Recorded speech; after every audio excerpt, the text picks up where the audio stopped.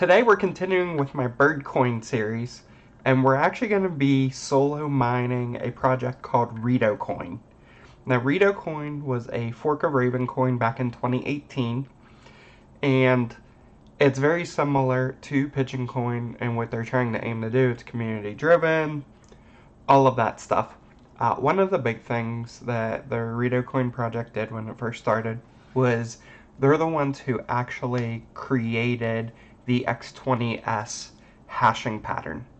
It essentially took the X16 shuffle algo, and then they also took some additional algos, mashed them together, and created that X21S algorithm that Pigeon eventually moved to, but Rito was actually the first ones to kind of implement that. If you hop over to their website, you can take a look at their white paper.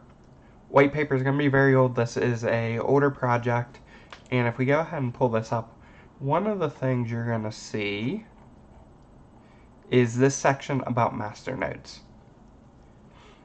And back in 2019, they were running through some evaluations on whether they should implement masternode data structure or not. In the end, they opted not to implement this. So this coin will not ever support masternodes. So keep that in mind.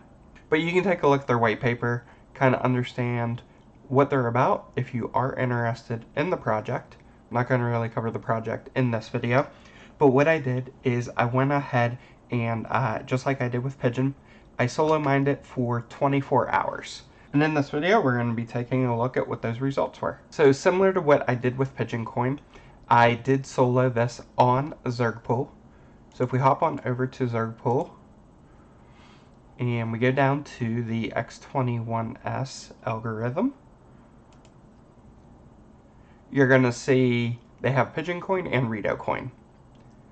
And here you can see the current block amount is 77.29 Rito. And if we open that up, one of the things you're going to see here is the effort looks like it's very high for a lot of these blocks. And that's also going to correspond to the solo blocks that I found. So if we go ahead and pull up all the rows, you can see a lot of the majority of coins being found right now are pool blocks. There's only a random solo block here or there from other people. Top on over to my actual results. So these are all the blocks that I found with Rito, and that totaled 163 blocks within that 24-hour period.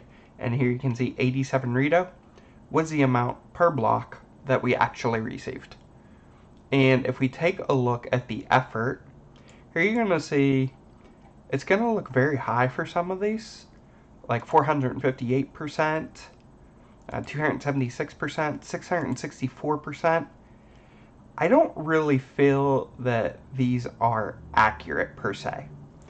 So if we take a look at this, here we can see block 699, right?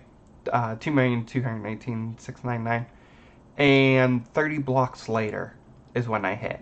So they're essentially saying with my hash rate, 30 blocks was 660% luck, which didn't seem to jive with me, especially when we jump on over to Zerg and we're seeing a lot of these numbers for back-to-back blocks. So as an example, let's scroll down. So here's an example where they hit back-to-back blocks, and within the same minute, right, so literally 4 seconds apart, and it's 313% luck. But if we jump on over to the white paper, they say the average block time is 60 seconds. So clearly that is way off. So just bear that in mind when I'm walking through these results. And let's go ahead and hop back over to the spreadsheet. And in an ideal world, if all the calculations were correct, we would want to average 100% luck across the board. However, what we actually averaged was 167. It's actually substantially low compared to what we were seeing over on the pool side. So let's just scroll down through these numbers and take a look at a few. So we can see 68%, 75%, 90, 75, 51, and then here you can see 26%. So here's an example where we hit 3 blocks back to back to back, with that middle one being only 20%, 26% luck. And then a couple lower luck ones here, 24% on this one. Again, these were back-to-back blocks. So we had 35% luck, 24% luck. And scrolling down, you're going to see a few that are on the higher end as well. So here we can see 377% luck. But we immediately followed that one up 2 blocks later with only a 21% luck. Here's a 432%. And then here's a 55%, 84%. So it gives you a general idea of kind of what we were looking at luck-wise. And here you can see the block numbers. You can see the block numbers are relatively close together, which is good to see, right? We were hitting tons of blocks. So about every 3. Now I had the same GPUs that I had on Pigeon Coin, I had on this. So what does that correlate to if we're talking about the total amount that we mined with all this hardware in a 24-hour period? It's not going to be great, similar to Pigeon Coin. So let's see here. What did we have? We had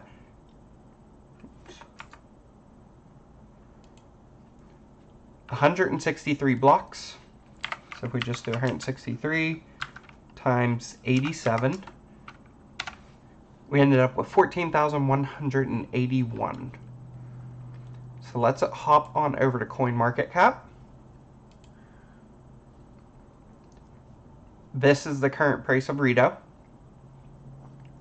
And if we hop on down, was 14,181.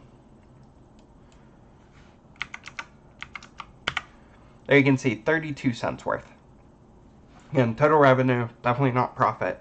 This was just an example of how you can solo mine Ritocoin, kind of the effort that it takes to hit those blocks, and kind of what that payout could look like.